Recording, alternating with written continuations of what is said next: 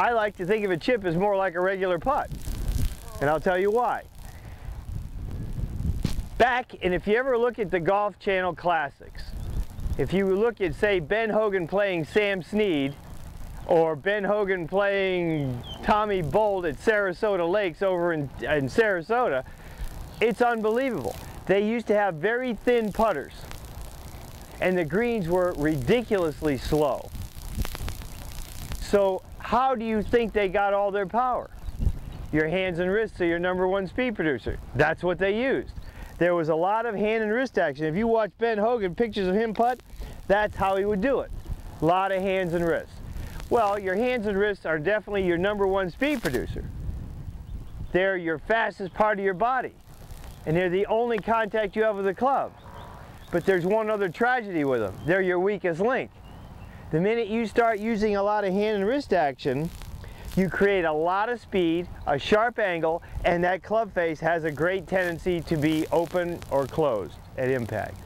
So, modern players have gone more to an arm swing. Well, an arm swing is fine, but it's not your #1 speed producer. Well, when you're putting on greens that get as fast as some of these greens get, you're not looking for a lot of speed, you're looking for more consistency. So, the basic premise here is you can see this triangle that I have. Most of your modern putters swing the triangle back. Some focus on their shoulders. I don't believe that's the way to do it personally.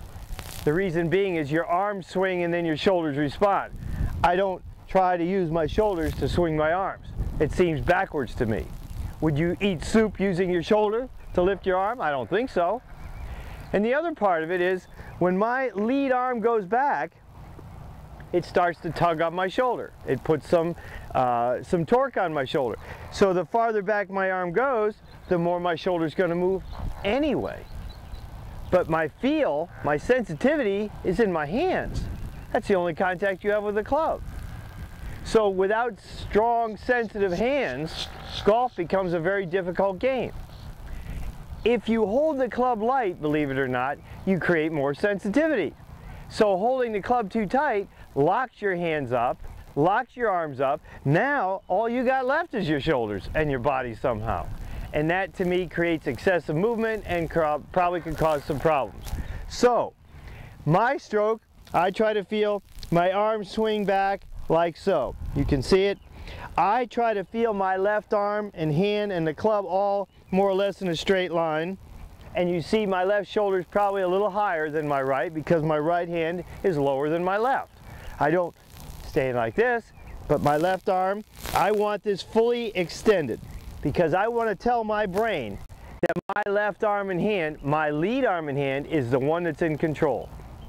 So now I try to swing my left back and through. Now the longer my stroke gets and the faster it gets, the more my hands and wrists will automatically come into play because your hands and wrists are like hinges. I know Gary and George, you guys have all heard me say this over the time, but your hands and wrists are like a door hinge. If I put my thumb and first finger on the bottom of the hinge for each hand, if I flip it, the top part of the hinge flips over.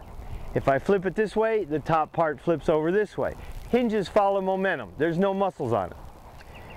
When I swing my arm and hand and the club all at the same speed, you see how it looks like it's in a straight line.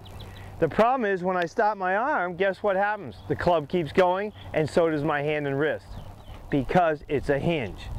Now, it's okay to hinge back, but if you hinge too much, you will create an awful steep angle, #1.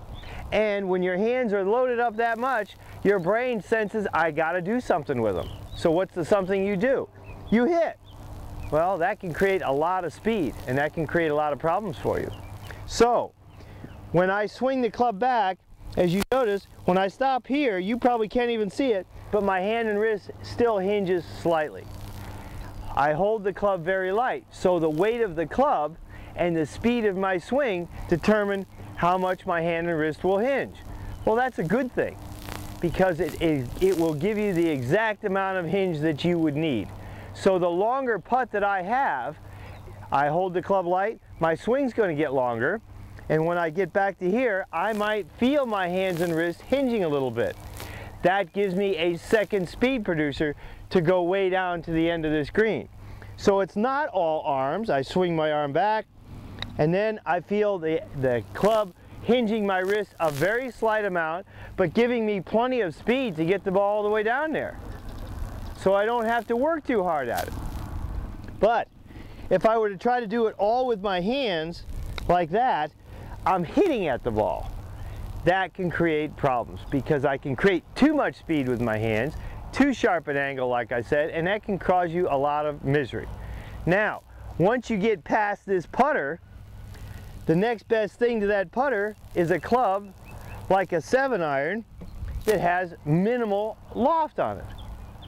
So if I determine that there's enough grass here that I don't want to putt this ball through, I can get this ball to go in the air just a little bit, have it land still probably in the fringe, and then let it run the rest of the way down there.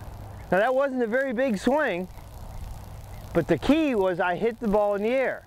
I didn't try to lift the ball in the air because that would have been a disaster. That would have given me a shot that looked like this. And this is why people hate these clubs.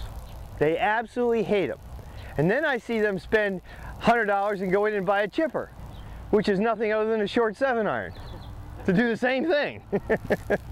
Oh well, it's a good gimmick if you can get the deal. But the point is, for you to hit this ball in the air, you have to lead this club. Now, we talked about the hinge. When I swing my arm back, my arm stops. So guess what? My hand and wrist hinges. Now, here is, if there's a secret to golf, this is it.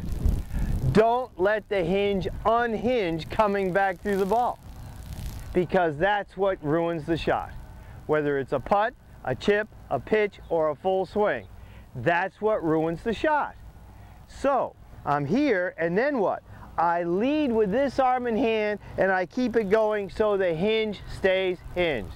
Because the minute I stop, it unhinges. The minute I push from here, I make this club go faster than this arm, so guess what? It goes by it and unhinges. Two ways to do it. Wrong. Now, all I want to do is lead this club through. Now, well, most people will say, well, Glenn, when I get back, the face of that club is pointing out that way. How in the world, if I lead it through, does the club ever get squared up?